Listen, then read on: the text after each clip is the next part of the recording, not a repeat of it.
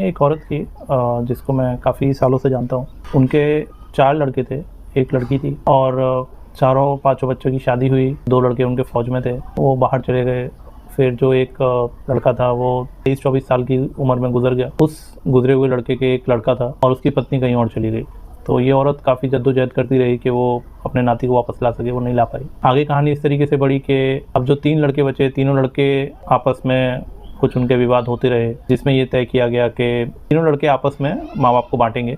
कुछ महीने ये रखेगा, कुछ महीने वो रखेगा और जो माँ बाप हैं वो अलग अलग रहेंगे। इस तरीके से 2009 में वो औरत को उसके घर से निकलना पड़ा अपने एक लड़के के साथ। अपने इस लड़के के साथ वो कई साल रही, उसके बच्चे वगैरह देखे और इस तरीके से वो एक तरीके से बेघर हो गई। उसका जो वो घर था जिसमें वो इतने साल रही, उस घर पे जो लड़का गांव में रह गया उसने तोड़ के अपना नया मकान बना लिया। उस औरत के जो बर्तन किचन का आइटम्स थे वो सब इधर उधर हो गए। अब उस औरत का उस घर में कुछ नहीं रहा। धीरे धीरे वक्त बदला।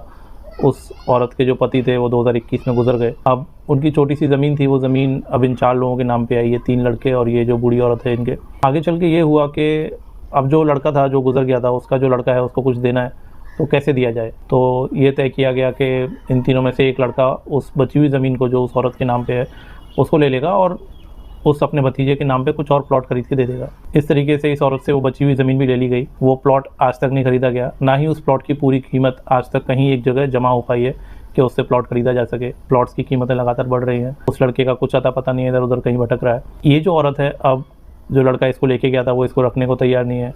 गाँव में ये वापस जा नहीं सकती क्योंकि गांव में अब इसका कुछ बचा नहीं है, इसका सामान वगैरह सब कुछ जा चुका है। दूसरे लड़के के पास ये रह रही है, वहाँ इसको अलग दिक्कतें हैं। उम्र अपने आप में एक बीमारी है, जो मैंने पिछले साल बोल दिया था, उस पर विवाद हो गया था। लेकिन एक बढ़ती हुई उम्र अपने आप में एक बीमारी है और वो बीमारी ये है कि आप दूसरों के ऊपर लायबिलिटी बन जाते हैं, जो कि वो बूढ़ी औरत अभी बन चुकी है। उन्हीं का कहा हुआ एक शब्द है कि दूसरे का घर थूक का डर। मतलब दूसरे के घर में इंसल्ट की बहुत गुंजाइश रहती है, तो बहुत संभल के रहना पड़ता है। तो इसी औरत का अगर अपना घर होता जिसमें वो अपने हिसाब से रह सकती थी। तो जैसा कि मैं अमेरिकन कल्चर देखता हूँ कि वहाँ पे 18-19 साल के बच्चे हुए और उनको घर से निकाल दिया जाता है और पेरेंट्स अपने ही घर में रहते हैं। हमारे काफ़ी मैनेजर्स हैं जो 70 साल की एज को टच कर चुके हैं। Still they are working, they are living in their own homes and उनके जो बच्चे हैं वो अलग अलग घरों में रहते हैं। इंडियन कल्चर को हम बहुत अच्छा बोलते हैं, इसमें हम पेरेंट्स का ख्याल रखते हैं। पेरेंट्स का ख्याल किस तरीके से रखते हैं कि पेरेंट्स अपने बच्चों से डर कर रह रहे हैं, अपने पसंद के कपड़े नहीं पहन सकते हैं क्योंकि उनका लड़का बोलता है कि अरे ये कलर क्यों पहन लिया, वो कलर क्यों पहन लिया, कहाँ जा रही हो, ये क्या कर रही हो।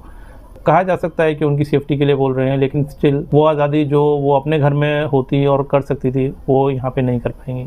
आज उनके पास अपना घर भी नहीं, अपनी ज़मीन भी नहीं, कुछ नहीं, अपने दिन गुजार रही हैं, काट रही हैं और किस तरीके से इंतज़ार कर रही हैं मलकुल मौत।